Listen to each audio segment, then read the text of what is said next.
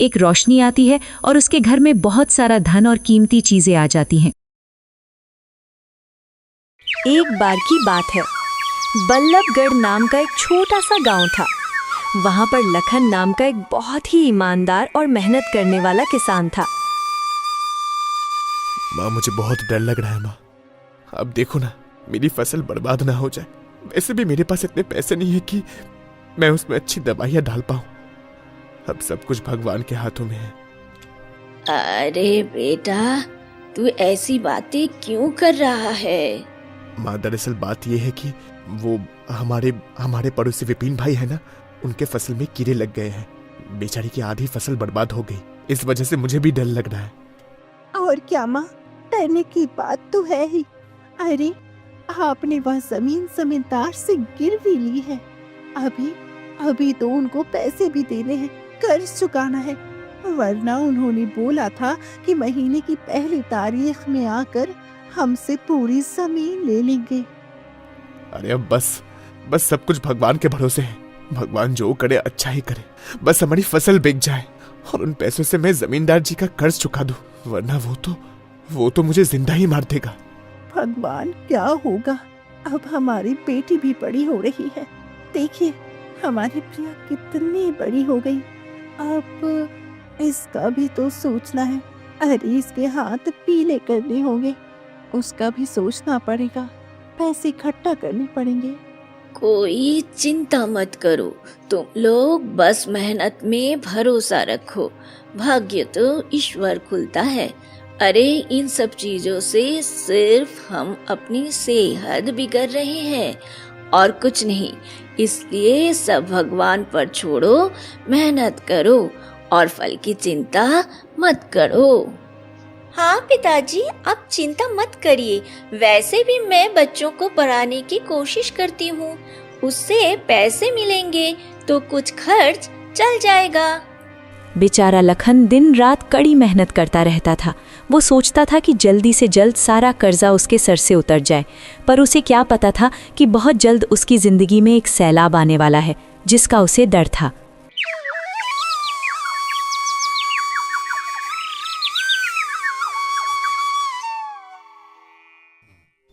हे भगवान, ये क्या देख रहा हूं मैं? नहीं, ऐसा नहीं हो सकता। भगवान, मेरी फसल खराब हो रही है। हे भगवान, इसमें तो कीड़े लग रहे हैं। ये बात तो मुझे जाकर माँ को बतानी चाहिए। लखन जाता है और सारी बात माँ को बताता है। माँ, सारी फसल बर्बाद हो गई। भगवान, तू ये क्या कह रहा है? क्या ऐसी बातें कर रहा है तू? ऐसा नहीं हो सकता। नहीं, कुछ दिन में 1 तारीख है, जमींदार भी आएंगे, फसल कटनी थी। आप ऐसा नहीं कर सकते, ऐसा नहीं होना चाहिए। हाँ पिताजी, आप चिंता मत करिए। वैसे भी मैं बच्चों को पढ़ाने की कोशिश करती हूँ, उससे पैसे मिलेंगे तो कुछ खर्च चल जाएगा। तुम्हारा बहुत बहुत शुक्रिया। तुमने मुझे बहुत अच्छा रास्ता दिखाया बेटी। अभी 1 तारीख आने में कुछ दिन बचे हैं। बस मैं लकड़ियां ही बेच कर कुछ कमा लूंगा। शायद जमींदार जी हमें कुछ मोहलत और दे दे। हाँ बेटा, और कोई रास्ता भी तो नहीं है, बस वही एकमात्र रास्ता है।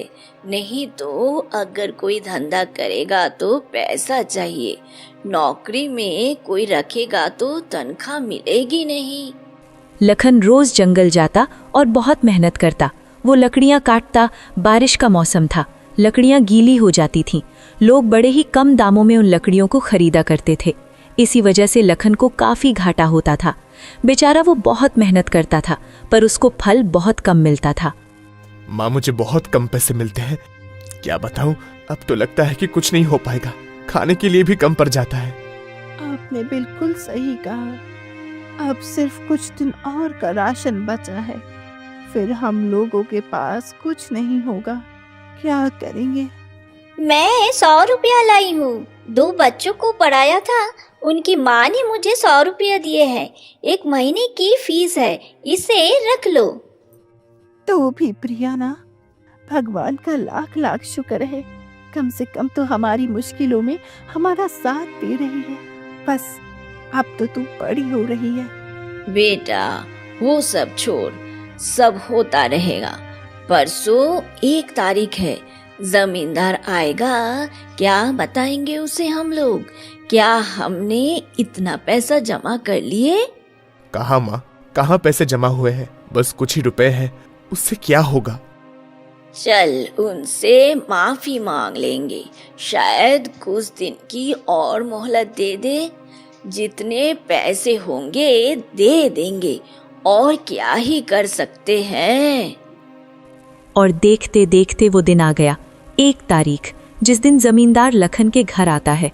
वो काफी अकड़ू था।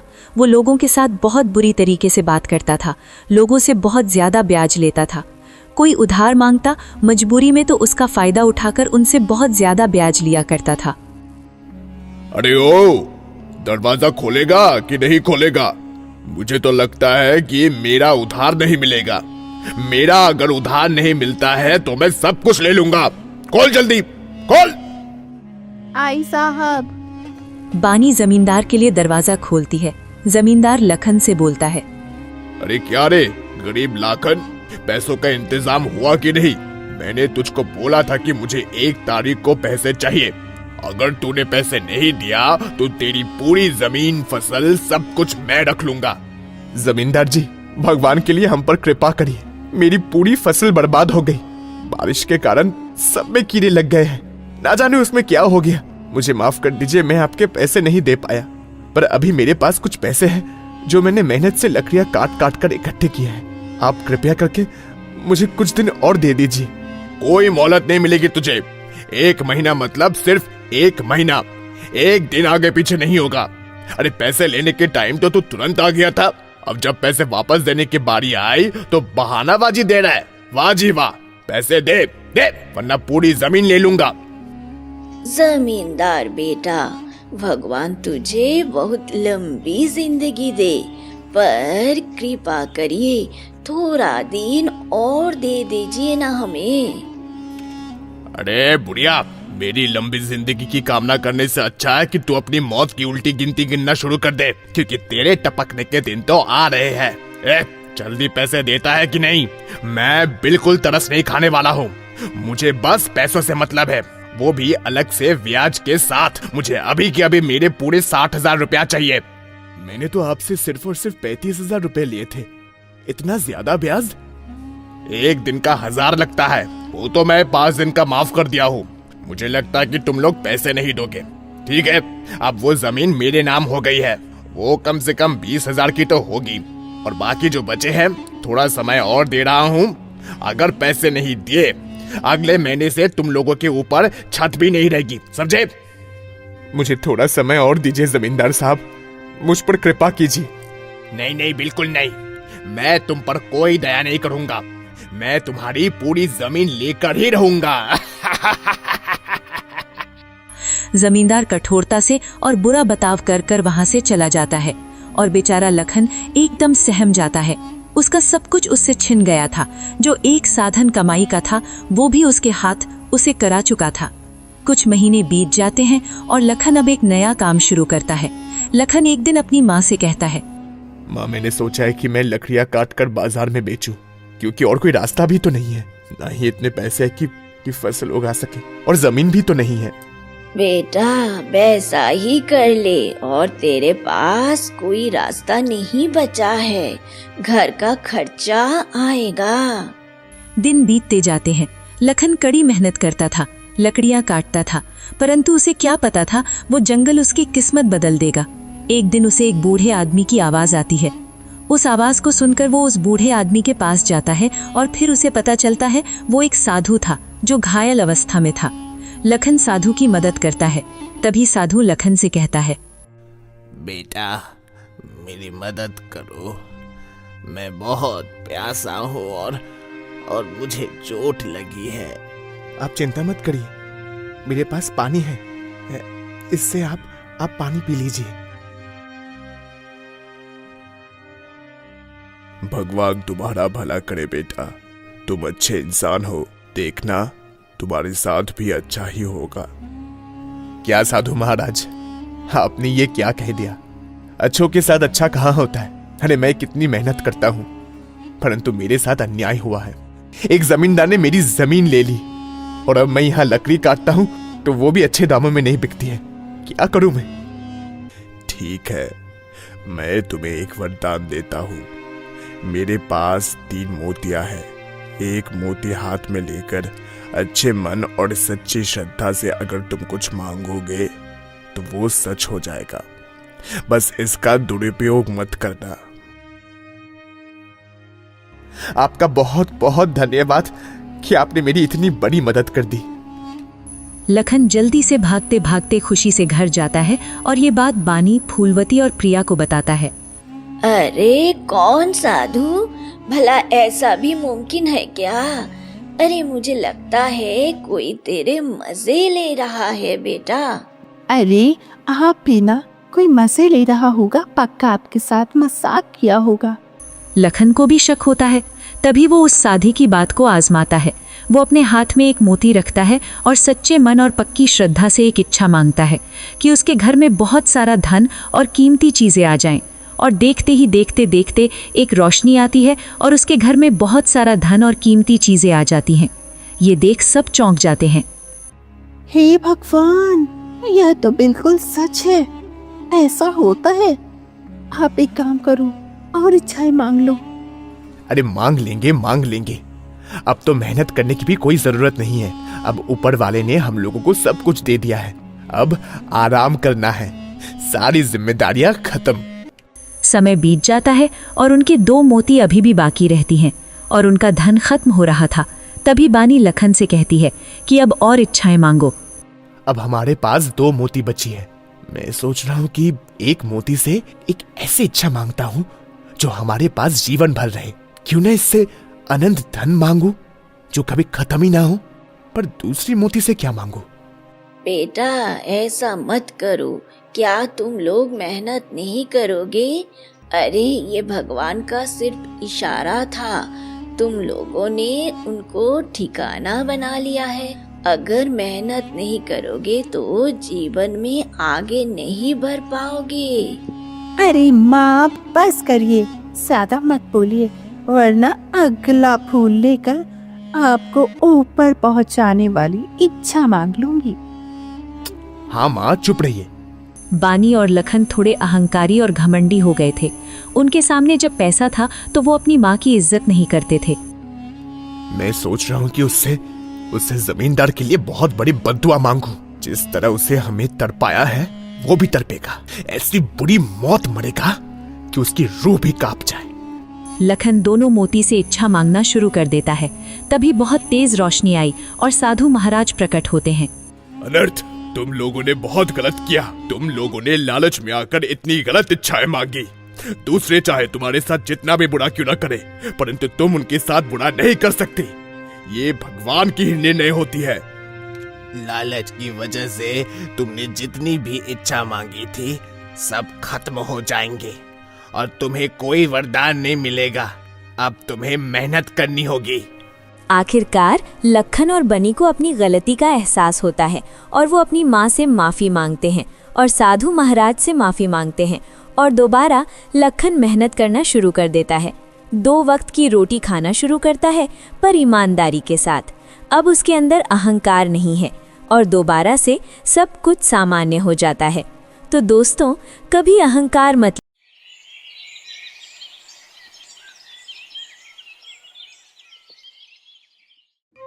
শিবপুর নামে একটি গ্রাম ছিল। এইখানে রাজু তার গর্ভবতী স্ত্রীকে নিয়ে আসে। রাজু এই কথা কিছু জানতো না যে এই গ্রামে এমন একটা অভিশাপ আছে। এখানে তার স্ত্রীর পেটে যে বাচ্চাটি জন্ম নিতে চলেছে তার উপর মৃত্যুর ছায়া ঘুরে বেড়াচ্ছে। রাজু শিবপুর গ্রামে একটি নতুন ঘর কেনে। তার স্ত্রী 8 মাসের গর্ভবতী ছিল। একদিন রাজু বাজারে সবজি কিনতে যায়। সেখানে এক সবজি বিক্রেতা রাজুকে বলে, এই যে মশাই, আপনাকে তো এইখানে গ্রামে কোনোদিন দেখিনি, শুধু আপনার ব্যাপারে শুনেছি। তা আপনার নাম কি? আমার নাম রাজু। আমি এই গ্রামে নতুন এসেছি। আমি কি জানতে পারি আপনি আমার ব্যাপারে কি শুনেছেন? এই গ্রামে নতুন একজন এসেছে, তার গর্ভবতী স্ত্রীকে নিয়ে। আসলে আমিও এই একই গ্রামের না, আর আমি না, এই গ্রামের বেশিরভাগ লোকই বাইরের গ্রামের, আর এখানকার মেয়েদের সাথে বিয়ে করে। তা এই রকমটা কেন একটু বলবেন? না, না, না, এসব আপনি বাদ দিন। আপনি সবজি নিতে এসেছেন, সবজি নিয়ে ঘরে যান। ভগবান করুন যাতে আপনার ছেলের একটা সন্তান হয়। ছেলে। রাজু সবজিওয়ালার কথা শুনে ভয় পেয়ে যায়, কিন্তু তার কথাকে গুরুত্ব না দিয়ে বাড়ি চলে যায়। কয়েক সপ্তাহ পর পূর্ণিমা একটা ছেলে সন্তানকে জন্ম দেয়। তার নাম রাখে কার্তিক। যেমনি রাজু তার স্ত্রীর কাছে আসে, দেখে যে পূর্ণিমা তার ছেলে কার্তিককে দেখে কাঁদছে। এই দেখে রাজু তার বউ পূর্ণিমাকে জিজ্ঞেস করে, কি হয়েছে, তুমি কান্না করছো কেন? এ তো খুশির সময়, আমাদের একটা ছেলে সন্তান হয়েছে গো। চুপ করো, এইসব তোমার জন্য হয়েছে। আমাদের কার্তিক শুধু 9 দিনই বাঁচবে।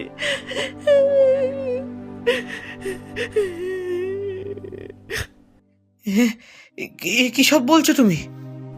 আমাকে আমাকে এই পাড়ার প্রতিবেশীরা বলল, যে ছেলে এই গ্রামে জন্ম নেয় তার 9 দিন পরে অদৃশ্য হয়ে যায়। এটা এই গ্রামের অভিশাপ। এই জন্যই গ্রামের যত লোক তারা সব বাইরের গ্রামে, তাদের সংখ্যা অনেক কম।